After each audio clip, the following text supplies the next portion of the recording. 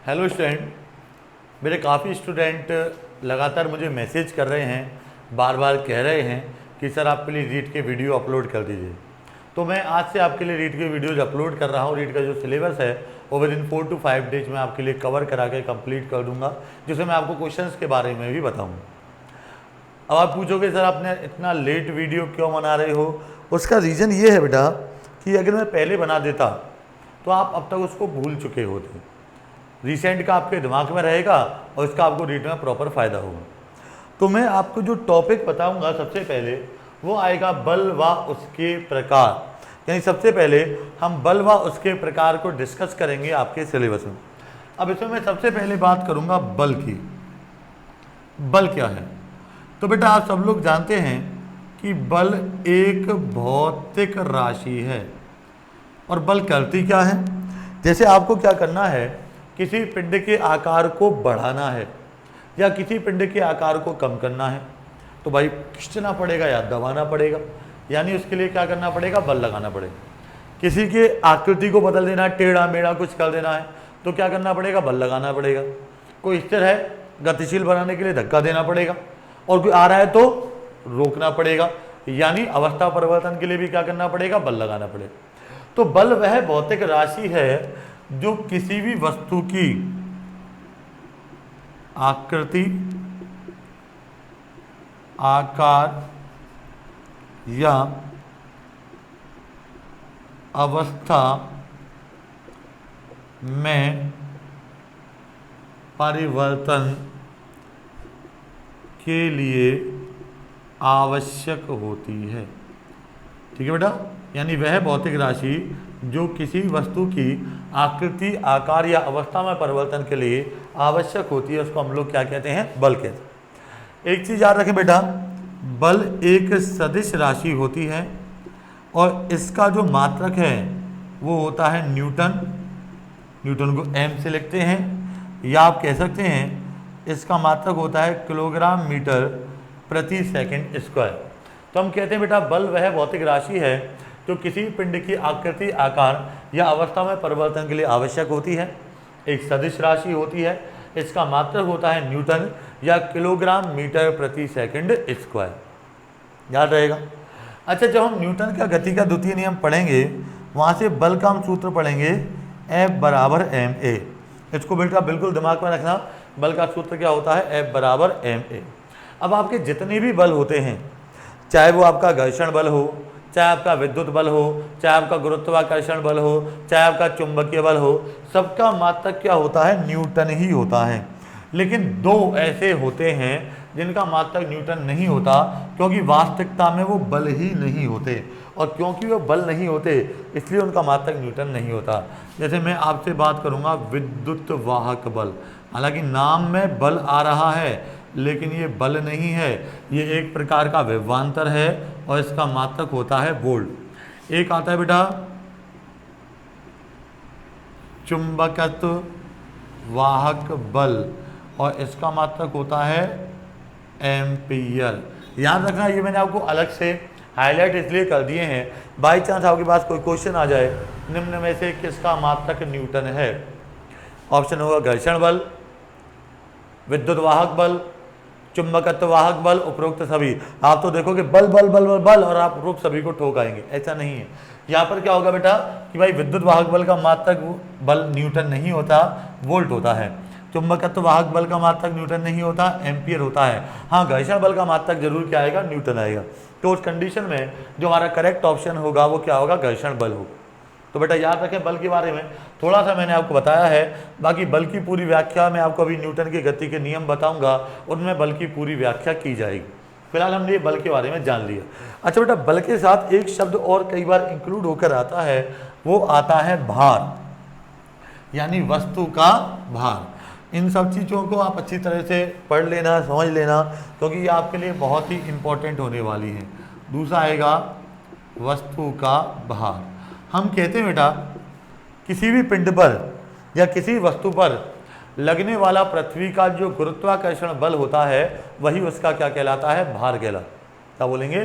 किसी पिंड पर या किसी वस्तु पर लगने वाला पृथ्वी का गुरुत्वाकर्षण बल उसका भार कहलाता है। भार को बेटा हम W से रिप्रेजेंट करते हैं और इसका फॉर्मूला होता है mg। क्या फॉर्मूला होता है? mg। इसका मात्रक क्या हो जाएगा?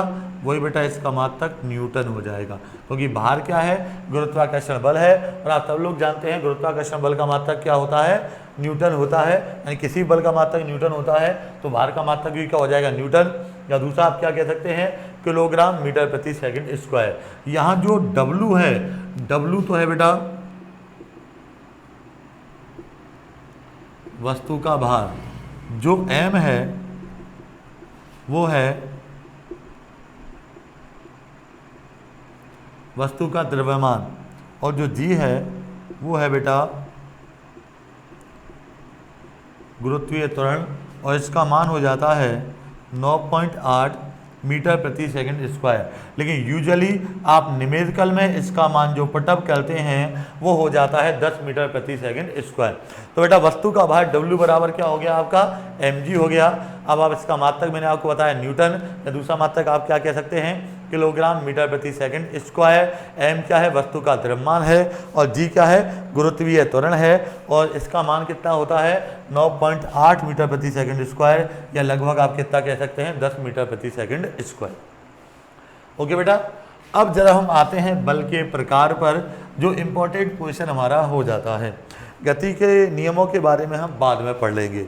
अब हम जो पढ़ने वाले हैं टॉपिक बेटा वो है बल के प्रकार।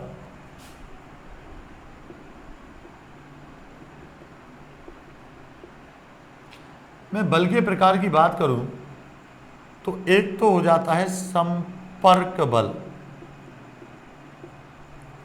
संपर्क बल कौन से बल होते हैं? जिनको लगाने के लिए दो पिंडों का परस्पर संपर्क में आना आवश्यक है।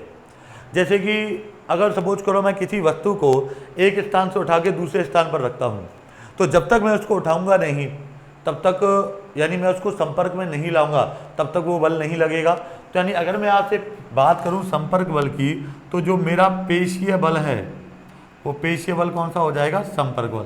तो संपर्क बल बेटा एक ऐसा बल होता है जिसके लिए दो पिंडों का परस्पर संपर्क में आना आवश्यक होता है। जैसे मैं आपसे बात करूं पेशीय बल की, पेशीय बल यानी जो मेरे हाथ पैर मेरी मांसपेशियों के द्वारा लगाया जा रहा है उसको मैं क्या बोलूँगा? पेशीय बल बोलूँगा।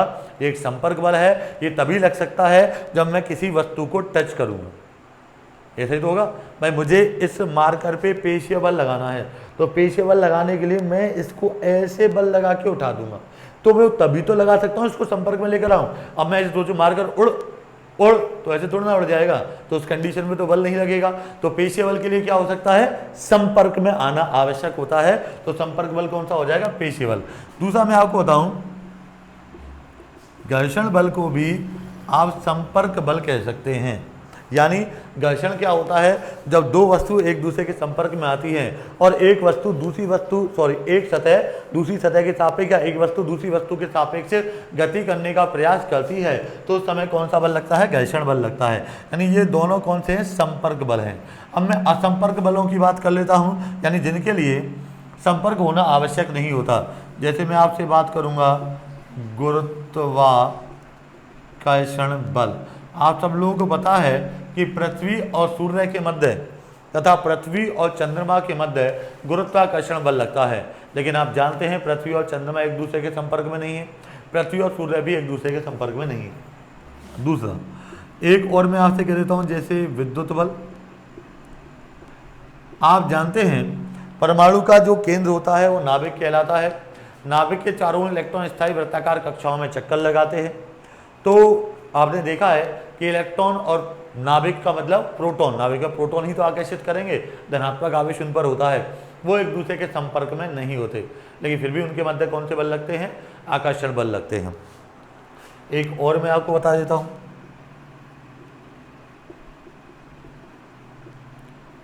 चुंबकीय बल।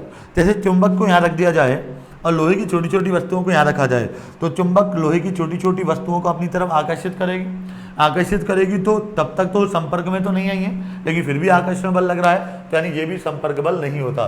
अच्छा, इसके बाद मैं आपसे बात करूं नाभिकीय बल।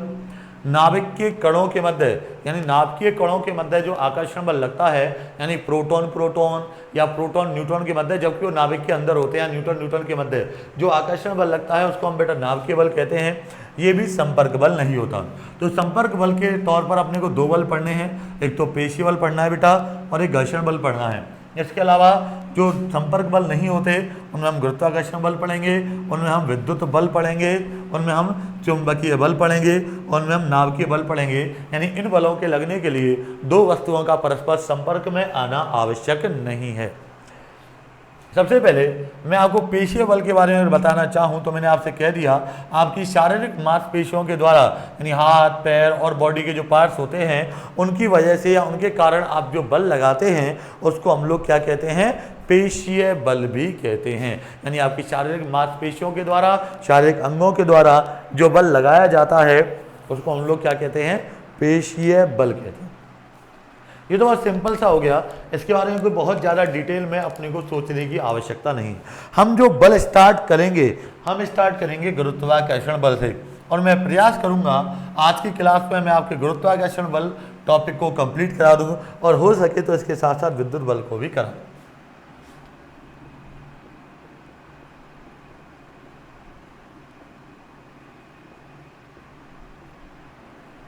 देखो, हम कहते हैं प्रकृति में प्रत्येक द्रव्यमान युक्त वस्तु किसी अन्य द्रव्यमान युक्त वस्तु को एक बल के द्वारा अपनी तरफ आकर्षित करती है, जिसे हम कहते हैं गुरुत्वाकर्षण बल। यानी प्रकृति में प्रत्येक द्रव्यमान युक्त वस्तु किसी अन्य द्रव्यमान युक्त वस्तु को एक बल के द्वारा अपनी तरफ आकर्षित करती है, जिसे हम क्या कहते हैं, गुरुत्वाकर्षण बल कहते हैं। याद रखना, यानी गुरुत्वाकर्षण बल के लगने के लिए आवश्यक केवल इतना सा है कि दोनों वस्तुओं का द्रव्यमान होना चाहिए। अगर दोनों वस्तु द्रव्यमान युक्त हैं तो निश्चित रूप से उनके मध्य गुरुत्वाकर्षण बल लगेगा। जैसे इन दोनों मार्कर का द्रव्यमान है तो ये मार्कर इसको अपनी तरफ आकर्षित करेगा और ये मार्कर इसको अपनी तरफ आकर्षित करेगा, लेकिन आपने कभी भी दोनों मार्कर को एक दूसरे की तरफ जाता हुआ नहीं देखा होगा। क्यों नहीं देखा? क्योंकि गुरुत्वाकर्षण बल जो होता है वो अत्यंत दुर्बल बल है, यानी बहुत कम मान का होता है, और क्योंकि बहुत कम मान का होता है इसी कारण से दो वस्तु आपने एक दूसरे की तरफ विस्थापित होती हुई नहीं देखी। अदरवाइज आपके आसपास जितनी भी द्रव्यमान युक्त वस्तुएं हैं वो एक दूसरे पर कौन सा बल लगा रही हैं, गुरुत्वाकर्षण बल लगा रही हैं, लेकिन लगाने के बावजूद भी वे एक दूसरे की तरफ विस्थापित नहीं हो पाती क्योंकि अत्यंत दुर्बल बल होता है। दूसरा बेटा, यह एक सार्वत्रिक बल होता है, यानी ये सभी स्थानों पर लगता है। जैसे इन दोनों मार्कर को आप चाहे यहाँ रखें तो इन दोनों के मध्य गुरुत्वाकर्षण बल लगेगा, इनको चंद्रमा पर ले जाएं तो इनके मध्य गुरुत्वाकर्षण बल लगेगा, इनको मंगल ग्रह पर ले जाएं तो इनके मध्य गुरुत्वाकर्षण बल लगेगा, इनको जल में डुबा दो तो इनके मध्य गुरुत्वाकर्षण बल लगेगा, इनको तेल में डुबा दो तो इनके मध्य गुरुत्वाकर्षण बल लगेगा। यानी एक सार्वत्रिक बल है जो कि सभी स्थानों पर लगता है। अगली बात, हम कहते हैं यह माध्यम पर निर्भर नहीं करता। यानी अगर बेटा हम माध्यम को परिवर्तित भी कर दें, इसका मतलब जितना गुरुत्वाकर्षण बल इन दोनों के मध्य वायु या निर्वात की उपस्थिति में लगता है उतना ही गुरुत्वाकर्षण बल जल के अंदर लगेगा, उतना ही गुरुत्वाकर्षण बल तेल के अंदर लगेगा, उतना ही गुरुत्वाकर्षण बल अन्य किसी माध्यम के अंदर लगेगा। यानी अगर आप माध्यम को परिवर्तित भी करते जाते हैं तो माध्यम को परिवर्तित करने पर भी गुरुत्वाकर्षण बल के मान में कोई भी परिवर्तन नहीं होता। अगला देखिए, यह एक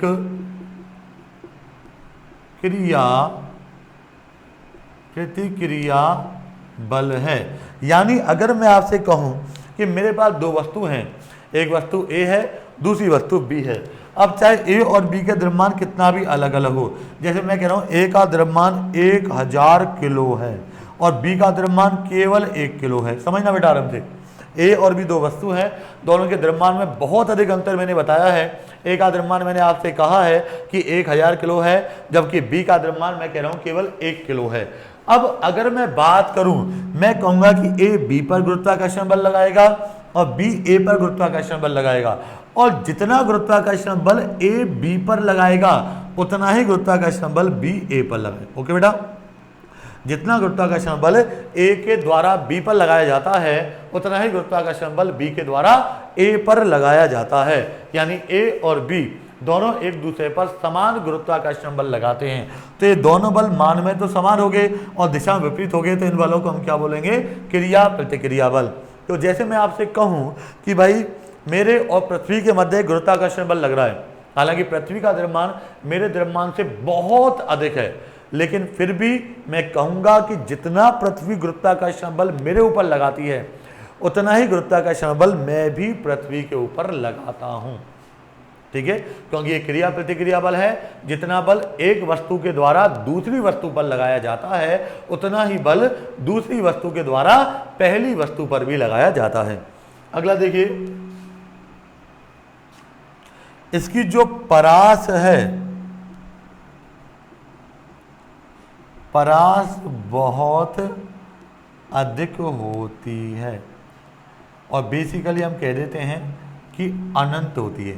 बोलो साहब कैसे अधिक होती है? जैसे समझो इन दोनों मार्कर के मध्य गुरुत्वाकर्षण बल लग रहा है। अच्छा, पृथ्वी और चंद्रमा के मध्य गुरुत्वाकर्षण बल लग रहा है। अब भैया पृथ्वी और चंद्रमा के मध्य तो बहुत ज्यादा दूरी है, पृथ्वी और सूर्य के मध्य गुरुत्वाकर्षण बल लग रहा है। अब पृथ्वी और सूर्य के मध्य में तो उससे भी ज्यादा दूरी है, तो हम कहते हैं बल कैसा होता है आपका? इसकी परास क्या होती है? बहुत ही अधिक होती है। यानी इसकी परास हम कहते हैं अनंत तक होती है, बहुत लंबी दूरियों तक ये बल वस्तुओं के मध्य में लगता है। अच्छा, अब बहुत इंपॉर्टेंट क्वेश्चन सुनिए, दो इंपॉर्टेंट क्वेश्चन मैं आपको बता रहा हूं। क्वेश्चन पूछा जाएगा, समुद्र में ज्वार भाटा आने का कारण, यानी भैया समुद्र में ज्वार भाटा क्यों आता है? तो इसका रीजन है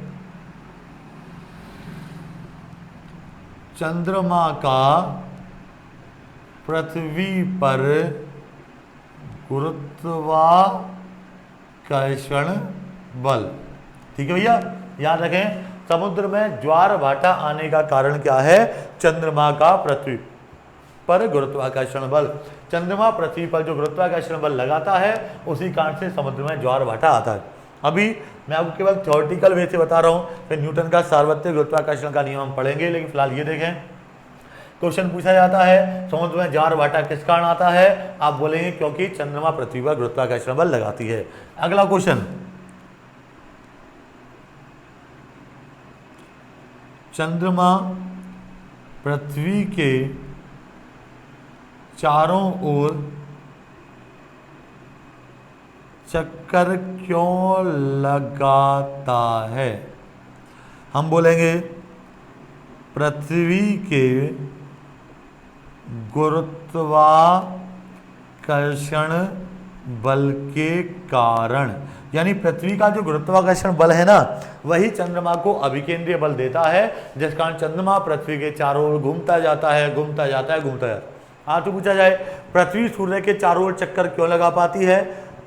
सूर्य के पृथ्वी पर गुरुत्वाकर्षण बल के कारण, जो कि उस कंडीशन में किसका कार्य करता है? अभिकेंद्रीय बल का कार्य करता है। और उस अभिकेंद्रीय बल के कारण पृथ्वी सूर्य के चारों ओर घूमती जाती है, घूमती जाती है, घूमती जाती है। बहुत इंपॉर्टेंट दो क्वेश्चन मैंने आपको बताए कि समुद्र में ज्वार भाटा क्यों आता है? क्योंकि चंद्रमा पृथ्वी पर गुरुत्वाकर्षण बल लगाता है।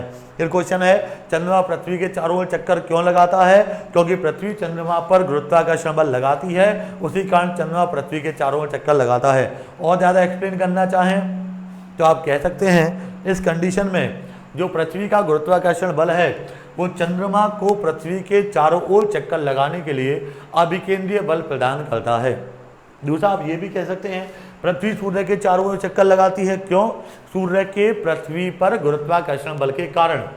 आप कह सकते हैं इस कंडीशन में जो सूर्य और पृथ्वी के मध्य लगने वाला जो गुरुत्वाकर्षण बल है वो अभिकेंद्रीय बल प्रदान करता है, जिसके कारण पृथ्वी सूर्य के चारों ओर चक्कर लगाती रहती है।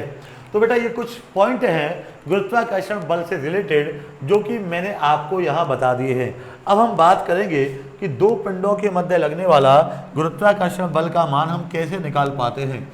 उस मान को निकालने के लिए न्यूटन ने एक सार्वत्रिक गुरुत्वाकर्षण का नियम दिया था। यानी अब जो टॉपिक हम पढ़ेंगे वो है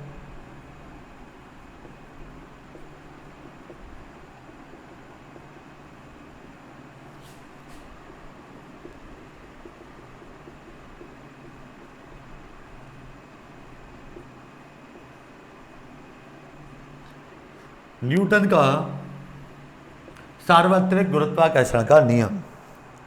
तो जैसे सपोज करो बेटा, ये कोई द्रव्यमान युक्त दो पिंड है मेरे पास, एक का द्रव्यमान m1 है, दूसरे का द्रव्यमान m2 है, और दोनों के मध्य की दूरी है r। दो द्रव्यमान युक्त पिंड हो गए मेरे पास, एक का द्रव्यमान m1 है, दूसरे का द्रव्यमान m2 है, और दोनों के मध्य की दूरी कितनी है, r है। तो न्यूटन ने कहा था दो द्रव्यमान युक्त पिंडों के मध्य लगने वाला गुरुत्वाकर्षण बल दोनों पिंडों के द्रव्यमानों के गुणनफल के समानुपाती व उनके मध्य की दूरी के वर्ग के व्युत्क्रमानुपाती होता है। क्या कहा? दो द्रव्यमान युक्त पिंडों के मध्य लगने वाला गुरुत्वाकर्षण बल दोनों पिंडों के द्रव्यमानों के गुणनफल के समानुपाती व उनके मध्य की दूरी के वर्ग के व्युत्क्रमानुपाती होता है। तो m1 m2 दोनों का द्रव्यमान गुणनफल लिख दिया, मध्य की दूरी कितनी r, इसका वर्ग किया तो r²। याद रखें बेटा, पूरी फिजिक्स में जब भी समानुपाती के चिन्ह को हटाया जाता है, तो जब भी हम समानुपाती के चिन्ह को हटाते हैं नियतांक आता है, या नियतांक आता है g, तो हम लिखेंगे g m1 m2 upon r²। यहाँ जो g है वो कहलाता है सार्वत्रिक गुरुत्वाकर्षण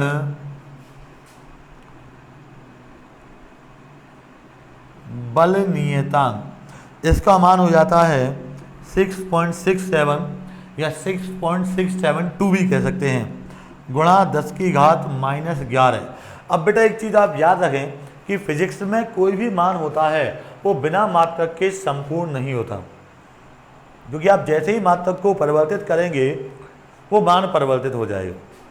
तो क्वाइट ऑब्वियस है भाई, अपने को मात्रक लगाना पड़ेगा। मात्रक लगाने के लिए जरा देखो बेटा, इस सूत्र से मात्रक निकालता हूँ, देखना। अगर मैं जी का सूत्र निकालूं तो क्या आएगा, r² पक्षांतरित करेंगे FR² m1 m2 नीचे आ जाएगा, तो FR² बटे m1 m2। अब देखो F बल, बल का मात्रक क्या आएगा, न्यूटन। R दूरी, दूरी का क्या होता है, मीटर। स्क्वायर लगा हुआ है तो न्यूटन मीटर स्क्वायर। m1 द्रव्यमान है, मात्रक किलोग्राम। m2 भी द्रव्यमान है, मात्रक किलोग्राम। किलोग्राम इंटू किलोग्राम क्या हो जाएगा, किलोग्राम स्क्वायर। तो हम कहते हैं बेटा यहाँ पर जो g है वो क्या है, सार्वत्रिक गुरुत्वाकर्षण बल नियतांक है, जिसका मान क्या होता है 6.67 गुणा 10 की घात -11 न्यूटन मीटर स्क्वायर प्रति किलोग्राम स्क्वायर। क्लियर भाई यहाँ तक सभी को? तो सिंपल बेटा, न्यूटन का सार्वत्रिक गुरुत्वाकर्षण बल का नियम बहुत सिंपल सा स्टेटमेंट है कि दो द्रव्यमान युक्त पिंडों के मध्य लगने वाला गुरुत्वाकर्षण बल दोनों पिंडों के द्रव्यमानों के गुणनफल के समानुपाती व उनके मध्य की दूरी के वर्ग के व्युत्क्रमानुपाती होता है। तो हमने लिख दिया F समानुपाती m1 m2 अपॉन r²। आपने समानुपाती के चिन्ह को हटाया, नियतांक आया जी को हम क्या कहते हैं, सार्वत्रिक गुरुत्वाकर्षण बल नियतांक। जो सार्वत्रिक गुरुत्वाकर्षण बल नियतांक है बेटा, इसका मान कितना होता है 6.67 गुणा 10 की घात -11 न्यूटन मीटर स्क्वायर प्रति किलोग्राम स्क्वायर। अब जैसे इसके ऊपर आप एक क्वेश्चन भी बना सकते हैं, लेकिन उससे पहले मैं जरा बता देता हूं बेटा, कहीं आपके पास ये आ जाए कि इसको आप सदिश रूप में व्यक्त कीजिए, तो देखो बेटा सदिश रूप में कैसे व्यक्त किया जाता है।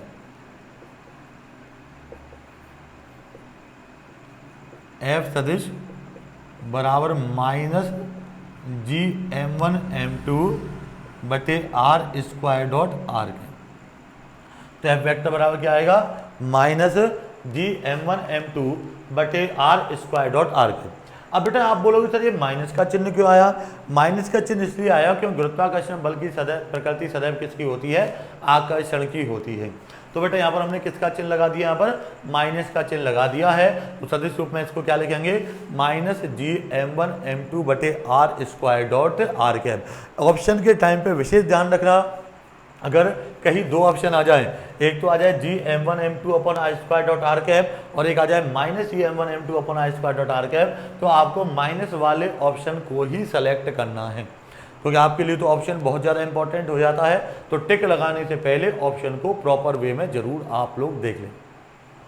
ठीक है, अब जैसे मैं आपको एक क्वेश्चन देता हूँ, बहुत सिंपल सा क्वेश्चन होगा, क्योंकि आपके लिए तो वैसे ही सिंपल आते हैं। जो क्वेश्चन आ सकते हैं वो मैंने आपको बताते हुए चल रहा हूँ। एक छोटा सा, बहुत छोटा सा न्यूमेरिकल जरा मैं कहता हूँ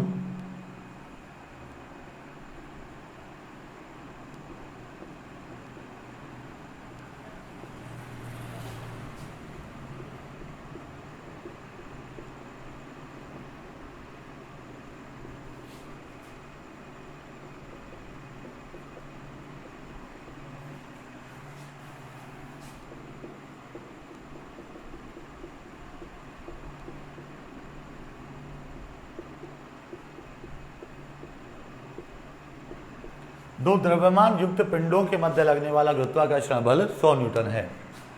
यदि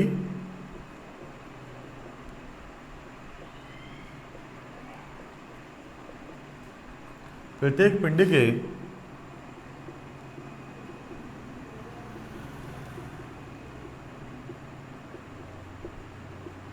द्रव्यमान को दोगुना तथा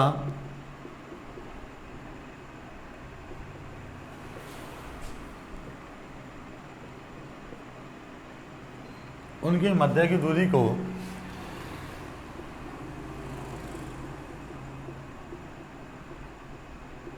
आधा कर दिया जाए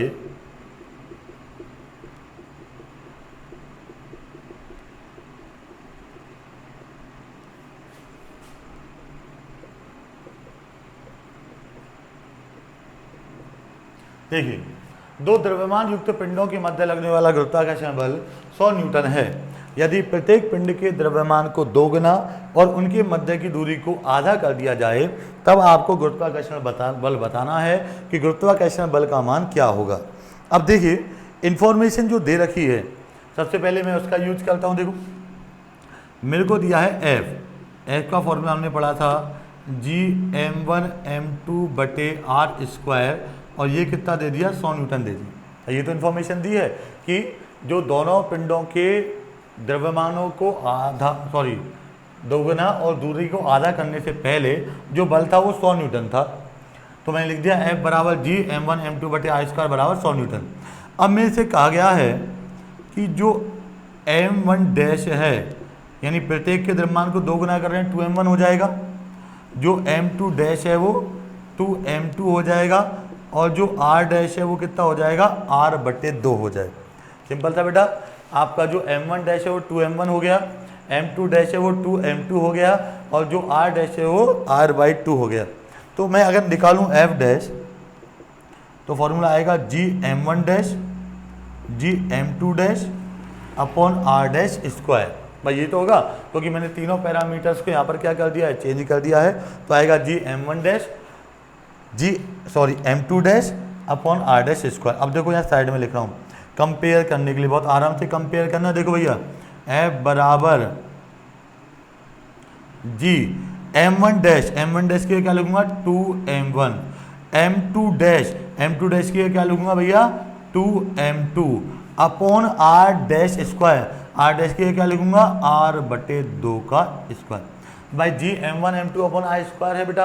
अब हमने परिवर्तित कर दिया तो ये m1 डैश हो गया, m2 डैश हो गया, और upon r dash square. m1 dash कितना हो जाएगा, 2m1, m2 डैश कितना हो जाएगा, 2m2, और r डैश कितना होगा, r/2 का स्क्वायर।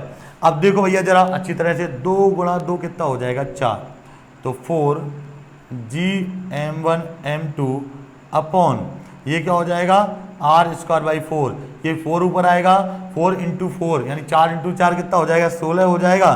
तो आएगा 16 Gm1 m2 अपॉन r²। ठीक है भैया, 4 × 4 क्या हो जाएगा, 16, तो क्या आएगा, 16 Gm1 m2 अपॉन r², तो 16, और Gm1 m2 अपॉन r² का मान कितना आया, 100 आया है। तो 16 × 100 तो कितना हो जाएगा, 1600 न्यूटन। दोबारा देख लें, आपको इन्फॉर्मेशन क्या दी थी, दो द्रव्यमान युक्त पिंडों के मध्य लगने वाला गुरुत्वाकर्षण बल 100 न्यूटन है। तो Gm1 m2 अपॉन r² कितना हो गया, 100 न्यूटन हो गया। इसके बाद कहा गया है प्रत्येक पिंड के द्रव्यमान को हम दोगुना कर रहे हैं, तो m1 डैश मैंने 2m1 कर दिया बेटा, m2 डैश मैंने 2m2 कर दिया, r डैश मैंने कितना कर दिया, r/2 कर दिया, क्योंकि मध्य की दूरी को क्या किया गया, आधा। तो फॉर्मूला क्या लगेगा, Gm1 dash m2 dash upon r dash square. अब देखो जो m1 डैश है उसकी वैल्यू कितनी हो गई भैया, दुगना हो गया तो 2m1 हो गया, m2 डैश की वैल्यू कितनी हो गई, 2m2 हो गई, ये आधा हो गया तो r/2 का स्क्वायर। तो 2 × 2 कितना हो जाएगा, 4 Gm1 m2, और r/2 का स्क्वायर करेंगे तो r का r² और 2 का कितना हो जाएगा, 4। ये 4 ऊपर जाएगा तो 4 × 4 कितना हो जाएगा, 16 Gm1 m2 अपॉन r², और Gm1 m2 अपॉन r² बेटा मैंने आपको पहले ही बता रखा है कितना है, 100 है। तो यानी मैंने Gm1 m2 अपॉन r² किया, कितना लिख दिया, 100 लिख दिया। तो 16 × 100 कितना हो जाएगा, 1600 न्यूटन। मेरे ख्याल से आया होगा क्वेश्चन समझ में। अब देखिए इसके बाद हम आगे देखते हैं। आगे जो टॉपिक हम देखेंगे इसी में गुरुत्वाकर्षण बल में एक दो छोटे छोटे टॉपिक और देख लेते हैं जो मैं सोचता हूँ आपसे पूछे जा सकते हैं। एक आता है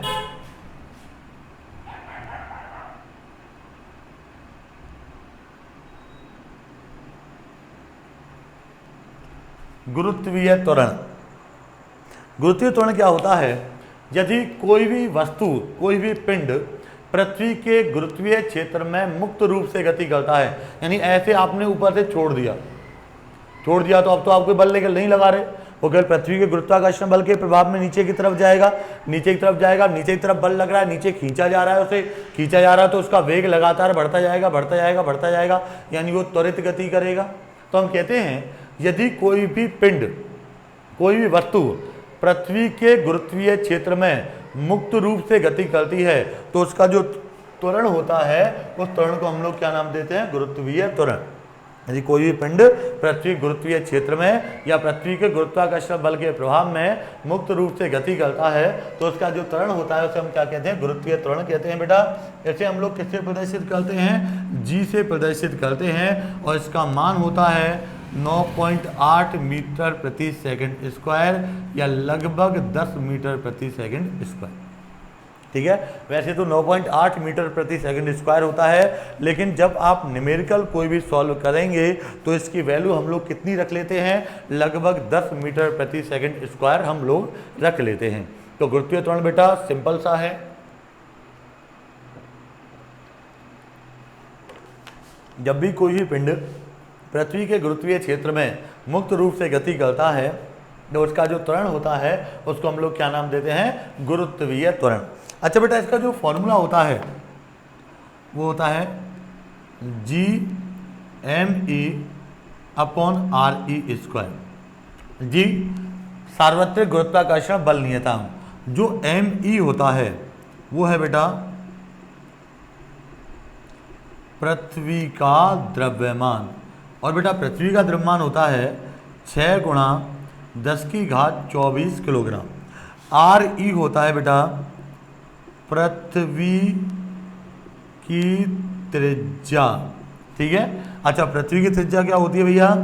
6400 किलोमीटर, या इसको आप कह सकते हैं 6400 × 10⁻3 मीटर। ठीक है भैया, सिंपल सा आप याद रखें बेटा। तो गुरुत्वीय त्वरण जी का फॉर्मूला क्या हो जाएगा?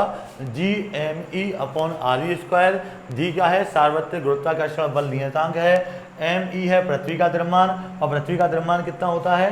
6 × 10⁻24 किलोग्राम। r ही है पृथ्वी की त्रिज्या, पृथ्वी की त्रिज्या होती है 6400 किलोमीटर, यानी 6400 × 10⁻3 मीटर। अब देखो जी की वैल्यू आपको पता है, m आपको पता चल गया, r आपको पता चल गया। इसको जब हम सॉल्व करते हैं तो ये वैल्यू हमारे पास आ जाती है, और लगभग कितना कह देते हैं इसको हम? 10 मीटर प्रति सेकंड स्क्वायर कह देते हैं। एक बहुत इंपॉर्टेंट पॉइंट और मैं आपको बता रहा हूं कि जो पृथ्वी का गुरुत्वाकर्षण बल है, सुन लें जरा, लिख देते हैं जरा यहां पर।